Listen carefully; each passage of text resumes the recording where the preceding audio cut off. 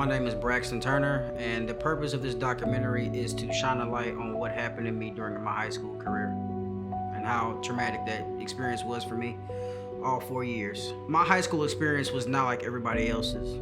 My high school experience was traumatic, sad, emotional. I had lonely days. I hated my daily life of high school. High school just was not a good moment in time for me. High school was bad, but the subsequent things that happened in high school made my high school experience worse. Growing up in St. Louis, Braxton had to endure a lot of ups and downs, but one person Braxton found peace and solace was with his godfather, Keith Porter. But on June 2nd, 2012, Braxton receives news that his godfather, Keith, was found dead in his home due to a homicide. I started high school as a freshman in 2012, right? My godfather passed away. Actually, he was murdered around that year. Keith is his name, to be exact. So Keith died 2 months prior to me starting high school. But once I found out that Keith was murdered and the story behind it, that kind of swayed my high school experience. So already off the bat, my high school experience was already shot. Because once my godfather had passed, a part of me was gone. Proceeding into his freshman year, Braxton was defeated mentally after the absence of Keith. What do you do in a new environment when you have no connection with anyone? Hearing the story on how he passed was a detriment to my beginning in high school. I can remember vividly the first day in school. I'm going through the motions. Everybody seems to be correlated with everybody else. Everybody is acquainting themselves with their friends. Because you got to remember, the people that were already in high school already had knew each other prior to being there. So whether that's middle school, elementary school, or whatever the case was, I'm the new kid on the block. So I'm already not knowing where to go, not knowing where my classrooms are, not knowing who the teachers were, not knowing if I would fit in, which I didn't. Keith is exactly what Braxton needed in his life as he navigated through life confused, because Braxton had no structure and Keith played a pivotal role in Braxton's life. But after losing his godfather to gun violence, a piece of Braxton died as well. My psyche, my emotions, everything was gone. I didn't find my purpose in high school. I hated high school. I never really quite could get my foot through the door with being friends with anybody in high school. I was never close with my teachers, never close with faculty, never close with any friends. The only time I enjoyed high school was when I went home. That was it. I had multiple days of me crying, multiple days of my mom telling me, wait, what's wrong? Multiple days of telling my mom that I was sick because I didn't want to be in that environment. As the days grew with me being in high school, the days grew about me not loving who Braxton was or who Braxton is. Because at the time of my psyche being gone, again, my emotions were gone. So that means me crying in the bathroom, me maybe taking my lunch and going sitting upstairs away from everybody, me making excuses to teachers on why I'm not there, me making excuses or lashing out, doing things that I wouldn't normally do. So yeah, high school was not good for me. And getting the news about my godfather, you can tell what that can do to a person internally. And Keith was everything to me, you know.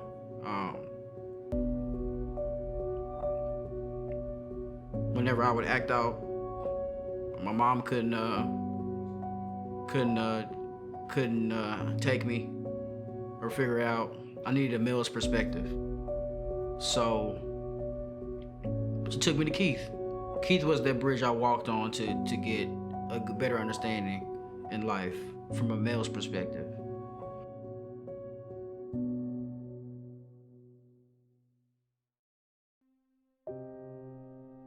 The year of 2015, Braxton endures yet another loss that will change his life forever.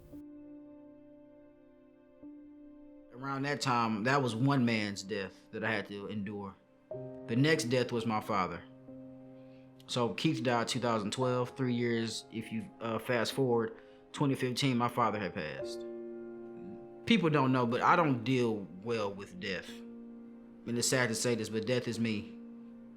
Death has always been correlated with who I am. Sadness, detriment, that's my reality. My dad passed away in 2015. And my father was my hero. My dad was my hero. I don't care what anybody said about him. I always had his back. The harsh reality of all of this is I love my dad more than I love my mom. And I'm a mama's boy. Everybody knows that about me. I love my mama, yeah, but my dad was my hero. I would actually take back to him more than I would take back for her. And it's crazy because I never lived with my father. I never lived with him not one day of my life. But I always had that man's back. 2015, he passed away. I'm a junior at this time in high school. So, coming from a freshman, I'm already dealing with death. Coming in the middle of, actually, I think the beginning of my junior year is when he passed away. I'm riding around in the car. My mom and I passing his mother's house. My father's mother, is as a matter of fact. I get a call. Bleep, bleep, bleep, bleep. Bleep, bleep, bleep, bleep. What? It's my sister. First of all, my sister never calls me. So for her to call me at that time in broad daylight, I almost thought it was a prank. So I answered the phone. Hey, Des, what's going on? You know my dad, daddy passed, right? Get the fuck out of here. You know, when you hear traumatic stuff, you don't want to believe it, right? So I hung up. She called back. No, I'm not playing. Daddy died.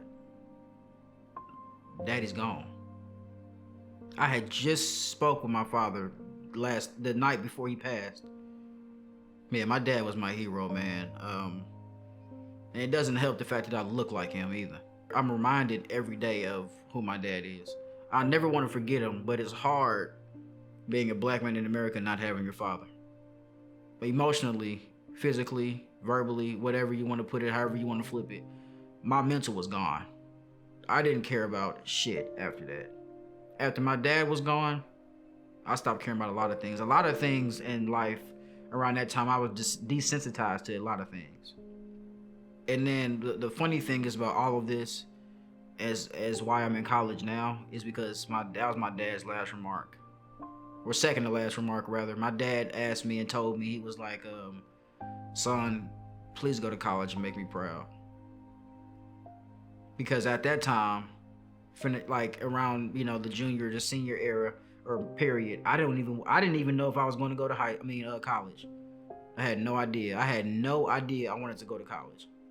I didn't know if I was worthy enough to go to college. I just didn't know my direction, my assertiveness, my value, my worth, my likeness, anything. I didn't know if I was even worthy to even go to college, if anybody was going to even accept me. So once my father told me that, it still didn't hit me because that wasn't even the last thing he said. He said, okay, son, I'm going to go ahead and take this meeting. But the sad part about all of this is I didn't even get to live with him. I wish I would have told him I loved him before he hung up the phone.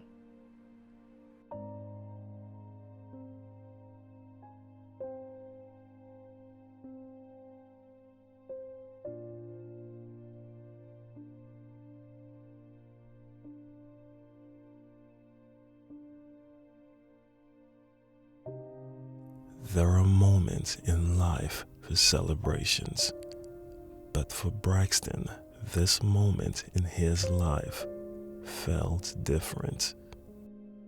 So let's fast forward. Graduation.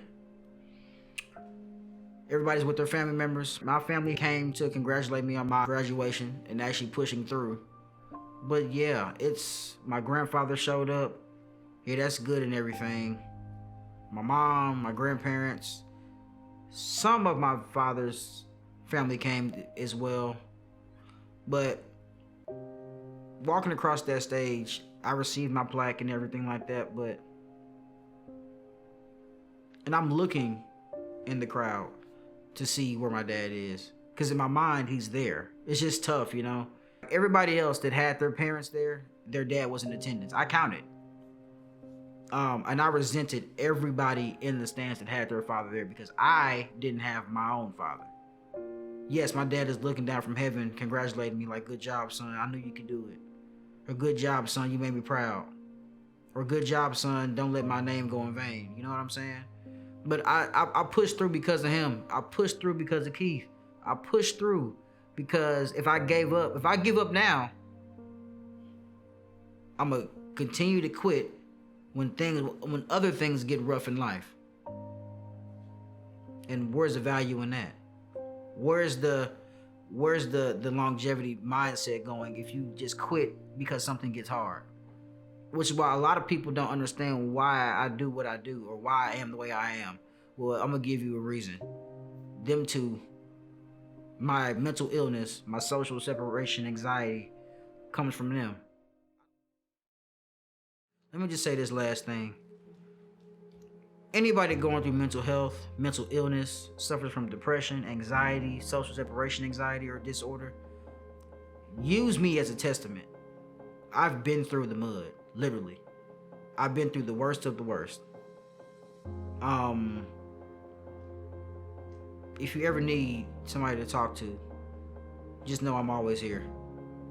Because I know what it's like to not have anybody, to not feel your worth, to not feel valued, to not feel important to anybody, to be shut out, wanting to kill yourself, wanting to drink because you could just to numb the pain.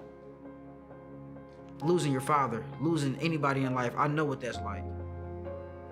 So let me be the figurative bridge to walk on when you're going through something. And you are not alone. I'm here with you, always.